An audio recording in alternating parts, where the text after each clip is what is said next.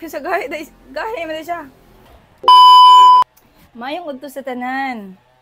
Mga unta og mangga. So humanan ako ni siya og hugas. Isabunan na sad nako ni siya. Sa gahi man siya. Hindi na siya crispy. Bakit ito? Hindi